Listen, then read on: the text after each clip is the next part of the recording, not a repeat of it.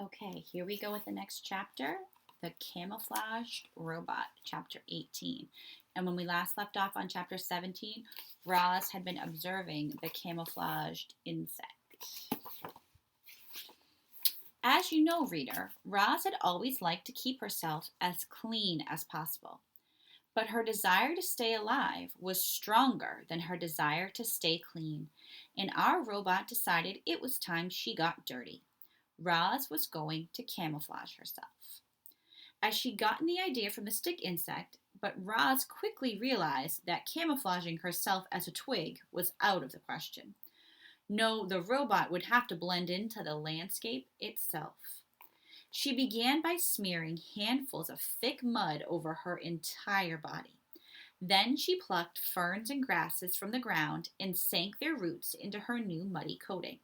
She placed colorful flowers around her face to disguise her glowing eyes, and any bare patches were covered with tree leaves and strips of moss. Our robot now looked like a great tuft of plants walking through the forest. She waited for darkness, and then she padded to the center of a clearing, nestled herself between some rocks, and became part of the landscape.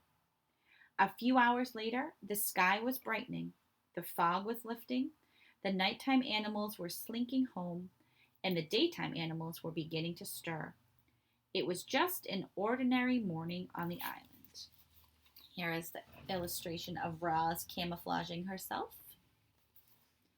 However, there was that new tuft of plants in that one forest clearing.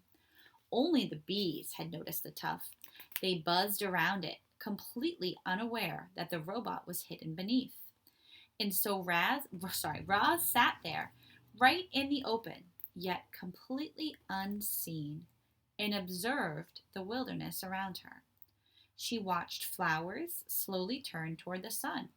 She listened to rodents crawl through the weeds. She smelled the moist, piney air. She felt worms wiggle against her muddy sides. A week later, the tuft of plants was gone, but there was a new clump of seaweed on the shore. A week after that, the clump of seaweed was gone, but there was a new bramble on the mountain. Then there was a new log on the riverbank, then a new rock in the forest. Chapter 19 is titled The Observations. Clouds scudded through the sky. Spiders spun intricate webs. Berries beckoned to hungry mouths. Foxes stalked hares. Mushrooms rose up from leaf litter.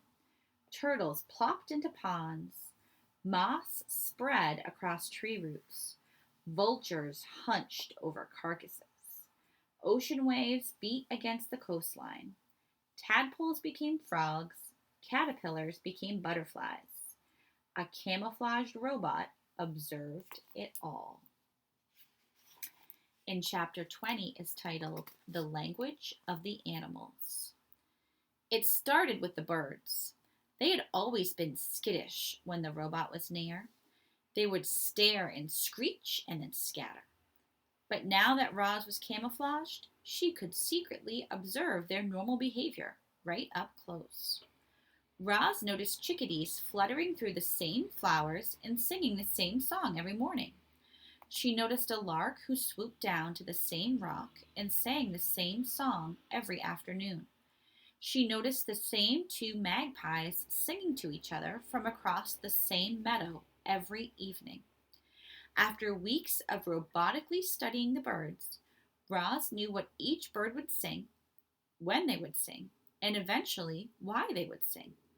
The robot was beginning to understand the birds. But she was also beginning to understand the porcupines and the salamanders and the beetles. She discovered that all the different animals share one common language. They just spoke the language in different ways. You might say each species spoke with its own unique accent. When Roz first listened to the chickadees, their songs had sounded like tweedle, tweedle, tweet, tweedle. But now, when the chickadees sang, Roz heard, "Oh, what a lovely day it is.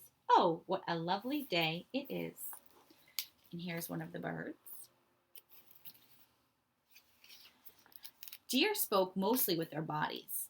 By simply turning her head, A doe could say to her family, "Let's look for clovers by the stream." Snakes often hissed to themselves things like, "I know there's a tasty mouse around here somewhere." Bees said very little. They used their wings to buzz a few simple words, like nectar and sun and hive. Frogs spent much of their time searching for each other. One would croak, "Where are you? I can't see you." And another would reply, "I'm over here. Follow my voice." When Roz first stomped across the island, the animal squawks and growls and chirps had sounded nothing more than meaningless noises.